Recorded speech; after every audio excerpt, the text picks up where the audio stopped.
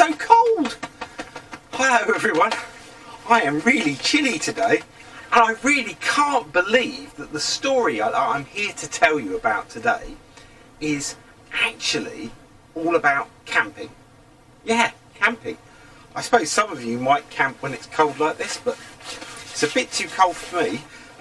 Do you mind if I just quickly light a nice campfire, just to warm myself up a bit? Yeah? Brilliant. Okay, I'll just do that. Now then, well, I haven't got anything to light a campfire with, so it'll have to be an imagination campfire, but I'm sure it'll be just as warm. Oh, that's much better. Ooh, yes, lovely. Well, now we've got a campfire, I think it's time we sat around it and had a story. And my friend Shelley is going to come along and listen to the story with us, if that's all right. So let's just drag around a few hay bales or something comfy to sit on, and I'll get on with the story. Well, here I am with Shelley, and say hello, Shelley. Oh, sorry, Shelley's a bit shy. Shelley, can you come out, please? Come on, please.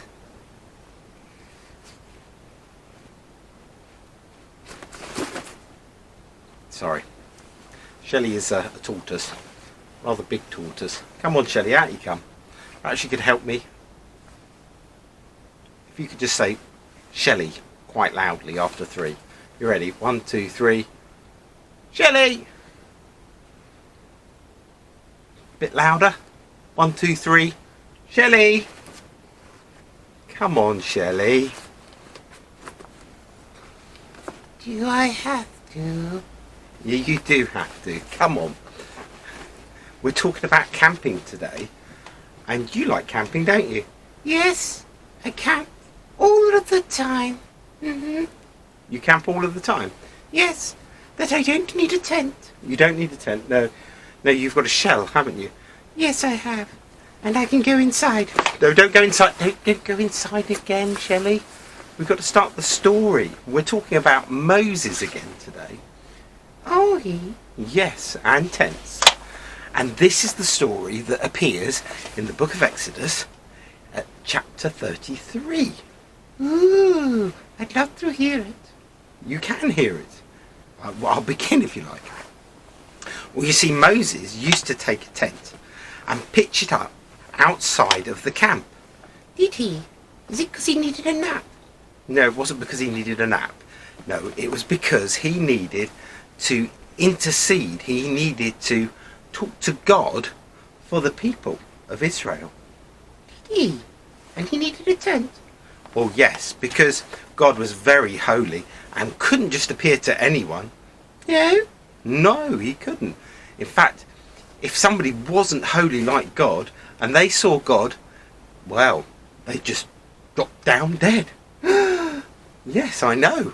Exactly. That's why God protected his people by making sure that Moses met him in a tent. Well, that's very kind. It is very kind.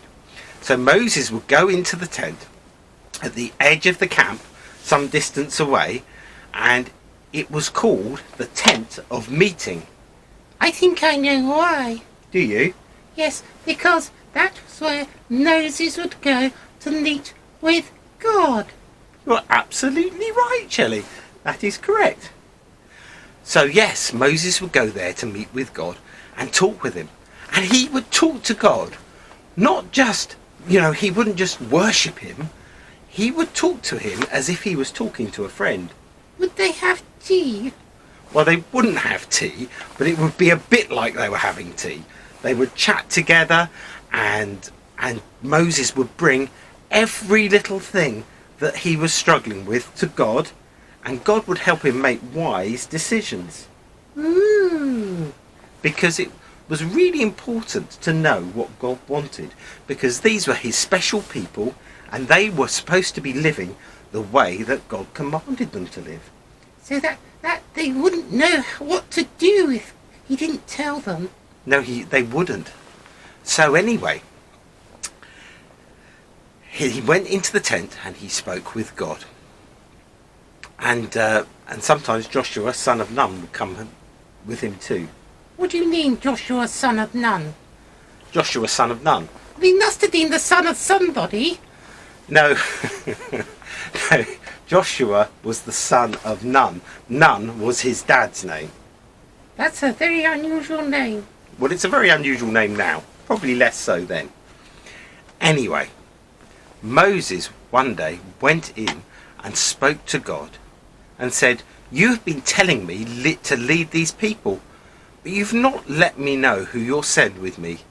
You said, I know you by name, and you have found favour with me. So if you're pleased with me, teach me your ways, so that I may know you and continue to find favour with you. Remember that this nation is your people." So he was asking for God's help. He was asking God for help. And did God give it to him? God did, that's right. In fact, Moses was hungry for God. He wanted to eat him. No, he didn't want to eat him. He was hungry for God. He wanted more of God in his life. He wanted to know God so incredibly well. It wasn't enough for him to have these chats. You see, when Moses had these chats with God in the tent, a cloud would come down. You remember the pillar of cloud and the pillar of fire? Yes, I think so. Yeah, well, that's what would happen. The cloud would come down. And so Moses couldn't really see God's face. He could still talk to him as if he was talking to him face to face. But the thing about it is he couldn't see God's face. In fact, nobody could. Because they dropped down dead. You said that. Yes, they dropped down dead. Nice bit that, isn't it? Not really. Okay. Well, anyway. Yes. So, but Moses really wanted to see what God looked like. He was desperate to see God.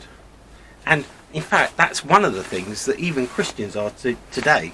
They're always seeking God's face.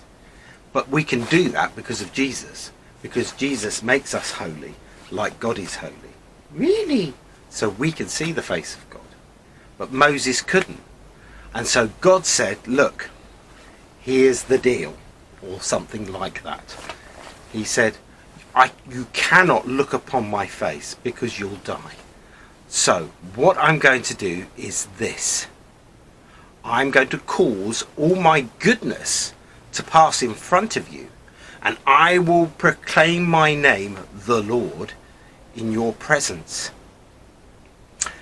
I will have mercy on whom I will have mercy, and I'll have compassion on whom I will have compassion.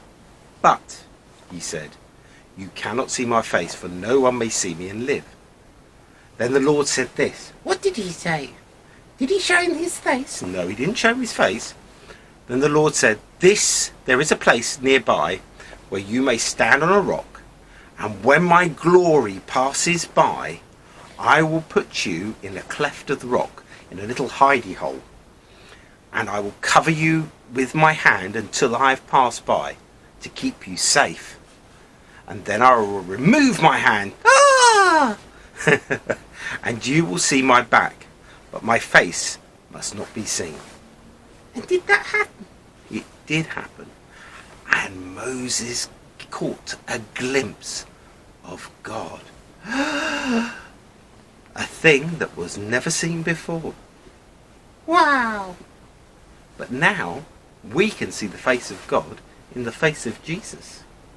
Jesus now has come along, and he has made us holy by what he did on the cross, so that we can have a chat with God. We can have a tea party with God. We can have a tea party with God, sort of.